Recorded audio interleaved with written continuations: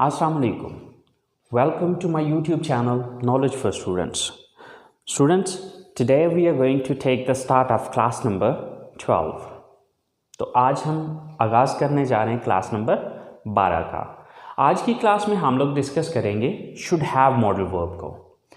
लेकिन क्लास शुरू करने से पहले अगर अभी तक आप लोगों ने मेरे चैनल को सब्सक्राइब नहीं किया तो प्लीज़ सब्सक्राइब के बटन पर क्लिक कर दें। अगर आपको वीडियोस पसंद आ रही हैं और अगर आप उनसे कुछ सीख रहे हैं तो प्लीज़ लाइक के बटन पर क्लिक कीजिए और अपने दोस्तों के साथ भी शेयर कीजिए। और अगर आपको कोई भी कन्फ्यूजन हो रहा है तो प्लीज़ आप लोग कमेंट्स बॉक्स में जाके कमेंट्स कर सकते हैं ताकि मैं आपकी उस प्रॉब्लम को सॉल्व कर सकूं। सो स्टार्ट करते हैं आज की class. Students, should have modal verb का जो यूज़ है वो बिल्कुल वैसे ही है जिस तरह से शुड मॉडल वर्ब का यूज़ किया जाता था।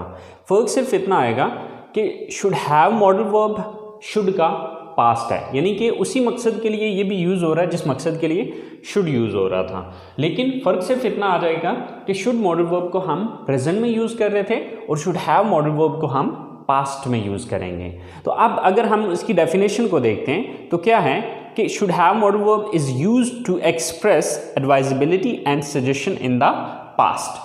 अब अगर हम प्रेजेंट की शुड की डेफिनेशन को देखें तो वहाँ पे ये था to express advisability and suggestion in the present. सिर्फ फ़र्क आ रहा है प्रेजेंट और पास्ट का, बाकी सेम एज इट इज़ जो ये डेफिनेशन है वही शुड की डेफिनेशन थी। तो मतलब कहने का ये है कि अगर हम गुजरे हुए वक्त में किसी को नसीहत करना चाहते हैं या फिर मशवरा देना चाहते हैं तो उस मकसद के लिए हम शुड हैव मॉडल वर्ब का इस्तेमाल करेंगे। अब शुड मॉडल वर्ब में उर्दू जुमलों के आखिर में ना चाहिए, नी चाहिए, ने चाहिए वगैरह आता था, लेकिन अब शुड हैव मॉडल वर्ब में उर्दू जुमलों के आखिर में ना चाहिए था, नी चाहिए थी, ने चाहिए थे वगैरह आएगा, क्योंकि ये पास्ट की एडवाइजेबिलिटी या सजेशन है। ठीक है। अच्छा, अब अगर हम इसकी स्ट्रक्चर को देखें तो इसकी स्ट्रक्चर के अंदर एक छोटा सा चेंज आ रहा है। वो चेंज क्या आ रहा है कि शुड के अंदर हम यूज़ करते थे subject plus should plus first form of the verb plus object, लेकिन शुड हैव मॉडल वर्ब में subject plus should have plus third form. यहाँ पर वर्ब की फर्स्ट फॉर्म नहीं आएगी बल्कि वर्ब की थर्ड फॉर्म आएगी। जो यहाँ पर चेंज आ रहा है वो मेन चेंज ये आ रहा है। ठीक है। और शुड की जगह शुड हैव आ रहा है। ओके, तो चले आए हम इन सेंटेंसेस को बना के ज़रा देख लेते हैं। अब जैसे कि पहले हम कहते थे कि उसे मेहनत करनी चाहिए, तो अब जब हम इसको पास्ट में लेके जाएंगे तो वो हो जाएगा उसे मेहनत करनी चाहिए थी। तो अब जब मेहनत करनी चाहिए थी आएगा तो अब ये पास्ट की एडवाइजेबिलिटी है या सजेशन है। ठीक है। तो अब उसके लिए हम इस स्ट्रक्चर को फॉलो करते हैं। सबसे पहले सब्जेक्ट उसे मेहनत करनी चाहिए थी। अब चाहे वो लड़का है चाहे वो लड़की है, तो फर्ज करें वो लड़की है, वो एक लड़की की इंग्लिश क्या होती है? She. Then should have, she should have, then third form of the verb. अब यहां पर वर्ब कौन सा है? मेहनत करना। तो मेहनत करना की इंग्लिश होती है वर्क हार्ड। अब वर्क हार्ड तो चूंकि फर्स्ट फॉर्म है तो अब यहां पर मैं फर्स्ट फॉर्म तो नहीं यूज करूंगा, तो इसके लिए मुझे वर्क की थर्ड फॉर्म यूज करनी पड़ेगी और वर्क की थर्ड फॉर्म होती है worked. She should have worked hard. She should have worked hard. उसे मेहनत करनी चाहिए थी। इसी तरह से उन्हें वक्त पर वहां पहुंचना चाहिए था। उन्हें यानी कि सब्जेक्ट कौन है? उन्हें, वो ज्यादा है। They. Then should have, then verb. Verb क्या है यहां पे? पहुंचना। पहुंचना की इंग्लिश होती है रीच या अराइव। ओके। अब रीच की जो थर्ड फॉर्म है वो है reached. They should have reached. अब कहां पहुंचने की बात हो रही है? वहां, there. They should have reached there. उन्हें वहां पहुंचना चाहिए था वक्त पर, on time. They should have reached there on time. उन्हें वक्त पर वहां पहुंचना चाहिए था। इसी तरह से उसे अपने मुस्तकबिल के बारे में सोचना चाहिए था। अब किसको सोचना चाहिए था? उसे, यानी कि वो एक लड़का भी हो सकता है, वो एक लड़की भी हो सकती है। ओके, सो फर्ज करें वो एक लड़का है, सो उसे अपने मुस्तकबिल के बारे में सोचना चाहिए था। तो वो एक लड़का है, तो वो एक लड़का की इंग्लिश होगी ही। देन शुड हैव,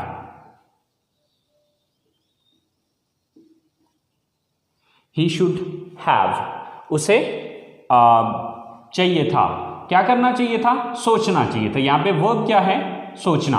तो सोचना की इंग्लिश होती है थिंक। सोचना की इंग्लिश क्या है? Think.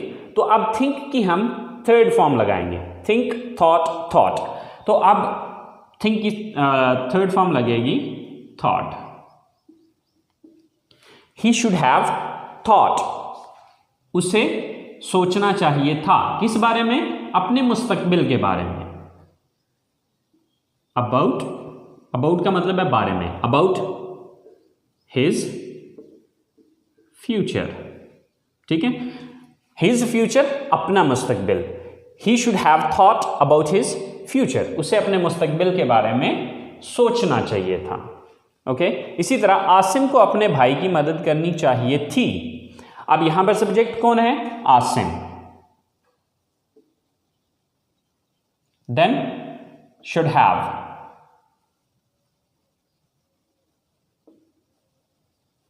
Asim should have. Verb क्या है यहां पे? मदद करना। मदद करना, हेल्प, तो इसकी थर्ड फॉर्म होगी helped. Asim should have helped. किसकी मदद करनी चाहिए थी? अपने भाई की, his brother. Asim should have helped his brother, Asim को अपने भाई की मदद करनी चाहिए थी। सो स्टूडेंट्स, आपने देखा कि यहां पर उर्दू जुमलों के आखिर में एंड पे था, थी, थे का इजाफा हुआ, यहां पर हैव का इजाफा, और नेक्स्ट जो चेंज इंग्लिश में आया है वो हमने फर्स्ट फॉर्म की बजाय थर्ड फॉर्म यूज़ किए हैं। तो बस ये दो चेंजेस हैं जो कि हमारे इन सेंटेंसेस के अंदर आए। सो आई होप सो जिस स्टूडेंट को शुड मॉडल वर्ब की समझ आ गई है उसके लिए शुड हैव मॉडल वर्ब कोई मसला नहीं है, क्योंकि इसका यूज़ बिल्कुल वैसे ही है जिस तरह के शुड मॉडल वर्ब का था। फ़र्क सिर्फ इतना आ रहा है कि शुड मॉडल वर्ब को हम प्रेजेंट में यूज़ करते हैं और शुड हैव मॉडल वर्ब को हम पास्ट में यूज़ करते हैं। तो ये थे हमारे पॉजिटिव सेंटेंसेस। अब हम चलते हैं इसके नेगेटिव सेंटेंसेस की तरफ, क्योंकि हमें ये भी तो कहना पड़ सकता है ना कि उसे ये काम नहीं करना चाहिए था, हमें ऐसा नहीं करना चाहिए था, उन्हें ऐसा नहीं करना चाहिए था। तो जब हम इनके नेगेटिव सेंटेंसेस बनाएंगे तो वो किस तरह से बनाने, चले आए देखते हैं। तो स्टूडेंट्स, ये है शुड हैव मॉडल वर्ब की नेगेटिव सेंटेंसेस की स्ट्रक्चर। स्टूडेंट्स, यहाँ पर बस एक पॉइंट आपको बताना चाहूँगा, बस आपने वो पॉइंट अपने जहन में रखना है। आप उस पॉइंट को जहन में रखते हुए आप किसी भी पॉजिटिव सेंटेंस का नेगेटिव आसानी से बना सकते हैं। आपने ये चीज़ याद रखनी है कि आपके पास जो हेल्पिंग वर्ब मौजूद है, अगर किसी जुमले के अंदर आपके पास हेल्पिंग वर्ब मौजूद है, तो जब आपने उसका नेगेटिव बनाना है तो आपने करना यह है कि जो अभी अपना पहला हेल्पिंग वर्ब आ रहा है उसके बाद नॉट लगाना है। अब देखिए यहाँ पर दो हेल्पिंग वर्ब आ रहे हैं, शुड हैव। अब ये दो हेल्पिंग वर्ब्स हैं, तो अब हम शुड हैव के बाद नॉट नहीं लगाएंगे, बल्कि हम देखेंगे ये कि फर्स्ट वाला हमारा हेल्पिंग वर्ब कौन सा है। तो हमारा फर्स्ट हेल्पिंग वर्ब है शुड। तो हम क्या करेंगे, जब इसका नेगेटिव बनाना होगा तो हम फर्स्ट हेल्पिंग वर्ब के बाद नॉट लगाएंगे, यानी कि शुड के बाद नॉट लगाएंगे। तो इसी तरह से अगर आपको किसी जुमले के अंदर दो या दो से ज़्यादा हेल्पिंग वर्ब नज़र आते हैं, तो जब आप उसका नेगेटिव बनाना चाहते हैं तो उसका नेगेटिव बनाने का सिंपल तरीकाकार ये है कि आपने फर्स्ट हेल्पिंग वर्ब के बाद नॉट लगा देना है। अगले एक या दो जो भी आगे वो आपके पास हेल्पिंग वर्ब बच रहे हैं उनको आपने छोड़ देना है। ठीक है, तो यहाँ पर इसकी स्ट्रक्चर अब नेगेटिव सेंटेंसेस की क्या है कि सबसे पहले हम सब्जेक्ट लगाएंगे, देन शुड नॉट हैव। इसको शॉर्टकट में जब बोलने में यूज़ करें तो आप शुडंट हैव भी यूज़ कर सकते हैं। Then third form of the verb and then object. तो कुछ सेंटेंसेस हैं जो कि हमने एज एग्जाम्पल लिए, तो चले हम उनको बना के देखते हैं। सो उन्हें अपनी नौकरी नहीं छोड़नी चाहिए थी।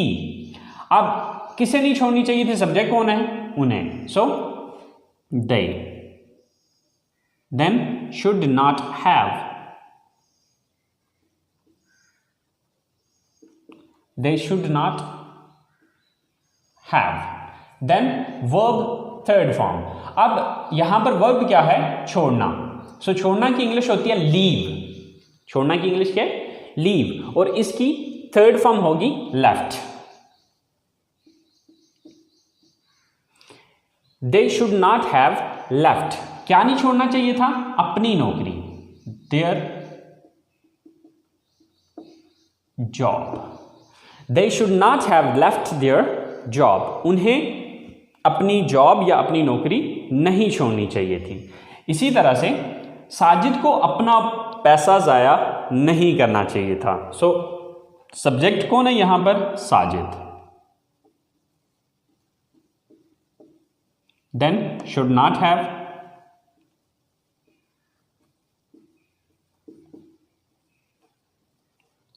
Sajid should not have. Verb क्या है यहां पर? जाया करना। सो वेस्ट, तो वेस्ट की थर्ड फॉर्म होती है wasted. Sajid should not have wasted, क्या नहीं जाया करना चाहिए था? अपना पैसा, his money. Sajid should not have wasted his money, Sajid को अपना पैसा जाया नहीं करना चाहिए था। इसी तरह से आपको इस हादसे के बारे में अपने घर वालों को नहीं बताना चाहिए था। सो सब्जेक्ट कौन है यहां पे? आप, you. Then should not have,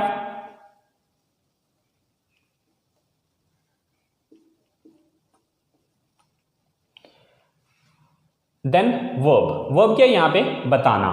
tell, बताना की इंग्लिश होती है टेल, लेकिन इसकी थर्ड फॉर्म होगी told. You should not have told, किसको नहीं बताना चाहिए था? यानी कि किसको नहीं बताना चाहिए था? अपने घर वालों को, अपने घर वालों को यानी कि योर फैमिली। किस बारे में? इस हादसे के बारे में। अबाउट, अबाउट का मतलब है बारे में। अबाउट दिस इंसिडेंट कह लें या एक्सीडेंट कह लें, दोनों सूरतों में सही है।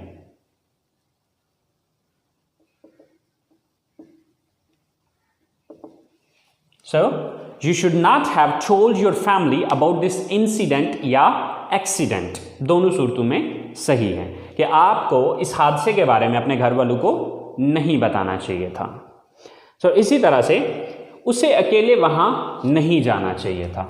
आप उसे यानी कि उसे एक लड़की को, she then should not have,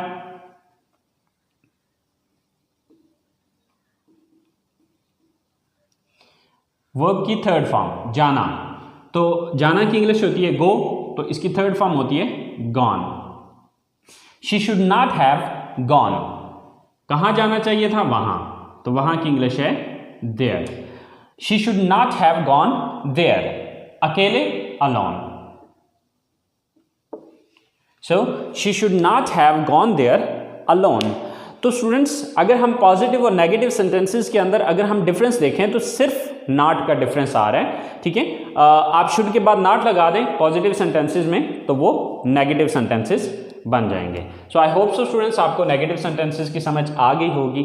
तो अब हम बात करते हैं इसके इंटरोगेटिव सेंटेंसेस की। इंटरोगेटिव मीन सवालिया जुमले। तो अगर हमें पास्ट में किसी से, पास्ट से रिलेटिंग कोई मशवरा लेना है या कोई नसीहत लेनी है तो उसके लिए हम सेंटेंसेस किस तरह से बनाएंगे, वो बहुत ही सिंपल और इजी तरीकाकार है, जो कि मैंने ऑलरेडी पहले भी आपको बताया हुआ है कि अगर आपको किसी मॉडल या किसी टेंस का नेगेटिव बनाना आता है तो उसका इंटरोगेटिव बनाना कोई बड़ी बात नहीं है या कोई प्रॉब्लम नहीं है। ओके, अब उसके लिए आपने करना यह है कि जिस भी वर्ड के बाद आपने नॉट का लफ्ज़ नेगेटिव में यूज़ किया था, बस उस लफ्ज़ को उठा के जुमले के शुरू में लगा देने तो वो इंट्रोगेटिव बन जाएगा। जैसे कि यहाँ पर हमने जो नॉट लगाया वो किसके बाद लगाया? शुड के बाद नॉट लगाया। तो अब यहाँ पर हम क्या करेंगे, जब हम इसका सवालिया बनाएंगे या इंट्रोगेटिव सेंटेंस बनाएंगे, then we will take this should at the start of the sentence and it would be converted into interrogative sentence. तो चले आए देखते हैं स्टूडेंट्स। इंटरोगेटिव सेंटेंसेस बनाने के जो स्ट्रक्चर है वो है should plus subject plus have plus third form of the verb and plus object and in question mark. So हमने किया सिर्फ इतना है कि यहाँ पहले शुड यहाँ पे आता था, तो यहाँ से उठा के हमने इसको यहाँ पे ले आए। क्यों लेके आए? क्योंकि हमने जब नेगेटिव बनाया था तो शुड के बाद नॉट लगाया था, इसलिए हमने शुड को उठा के जुमले के शुरू में लगा दिया। तो चले हम इसकी एग्जांपल्स को बना के देखते हैं। सो क्या मुझे इस कॉलेज में दाखिला लेना चाहिए था? So first of all should, then subject कौन है? मुझे, यानी कि मुझे दाखिला लेना चाहिए था, तो सब्जेक्ट कौन हुआ? मैं। तो मैं की इंग्लिश क्या है? आई। शुड आई, क्या मुझे, शुड आई हैव। यहां पे देखना है कि थर्ड फॉर्म यानी कि वर्ब क्या है यहाँ पे? दाखिला लेना। तो दाखिला लेना की इंग्लिश होती है टेक एडमिशन। अब टेक की जो थर्ड फॉर्म होती है वो है taken. So should I have taken admission, should I have taken admission, क्या मुझे दाखिला लेना चाहिए था इस कॉलेज में, in this college.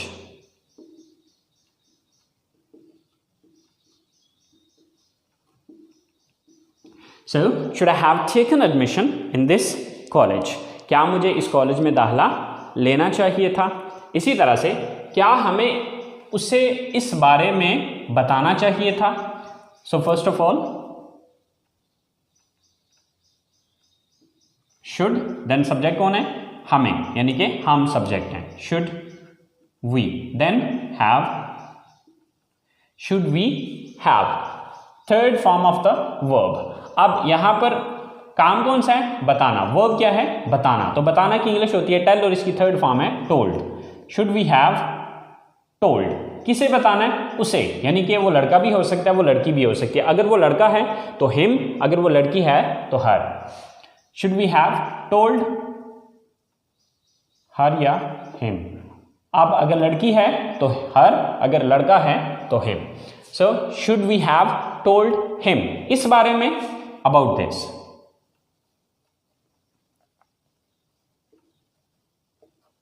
Should we have told him or her about this? क्या हमें उसे इस बारे में बताना चाहिए था। इसी तरह से क्या सोहेल को इंग्लिश सीखनी चाहिए थी? First of all should, then Sohail, should Sohail, आगे हैव, थर्ड फॉर्म सीखना। सीखना की इंग्लिश होती है लर्न और इसकी थर्ड फॉर्म होती है learned. Should Sohail have learned, क्या सीखने की बात हो रही है? English. So should Sohail have learned English, क्या सोहेल को इंग्लिश सीखनी चाहिए थी। लास्ट सेंटेंस है हमारे पास, क्या आपको नया कारोबार शुरू करना चाहिए था। सो शुड, देन सब्जेक्ट कौन है यहां पे? आप। Should you, then have, after that third form of the verb शुरू करना। काम यहां पर क्या है? वर्ब क्या है यहां पे? शुरू करना। सो शुरू करना की इंग्लिश होती है स्टार्ट और इसकी थर्ड फॉर्म है started. So should you have started, should you have started, क्या शुरू करने की बात हो रही है? नया कारोबार, new business. So should you have started new business, क्या आपको नया कारोबार शुरू करना चाहिए था। सो स्टूडेंट्स, ये सिंपल सा तरीकाकार है इसके पॉजिटिव, नेगेटिव और इंट्रोगेटिव सेंटेंसेस बनाने का। सो आई होप सो आपको पॉजिटिव, नेगेटिव और इंट्रोगेटिव तीनों टाइप के सेंटेंसेस की समझ आ गई होगी। अब हम ज़रा तीनों सेंटेंसेस को इकट्ठे लिख के देखते हैं कि आया कि तीनों में डिफरेंस क्या आ रहे हैं। तो चले आए ज़रा पहले वो देख लेते हैं, उसके बाद नेक्स्ट बात करते हैं। स्टूडेंट्स, हमारा जो पहला सेंटेंस है वो है you should have gone there, आपको वहाँ जाना चाहिए था। राइट, ये हमारा पॉजिटिव सेंटेंस है। जब हम इसी को नेगेटिव में कन्वर्ट करेंगे तो वह हमारा ये सेंटेंस बनेगा, you should not have gone there. तो अब अगर आप इन दोनों सेंटेंसेस को देखें तो इसमें आपको सिर्फ नॉट का डिफरेंस नज़र आएगा, ठीक है। बाकी सेम एज इट इज़, जिस तरह की ऊपर की स्टेटमेंट है वही स्टेटमेंट नीचे भी है, फ़र्क सिर्फ इतना आया कि शुड और हैव के दरमियान में नॉट आ गया है।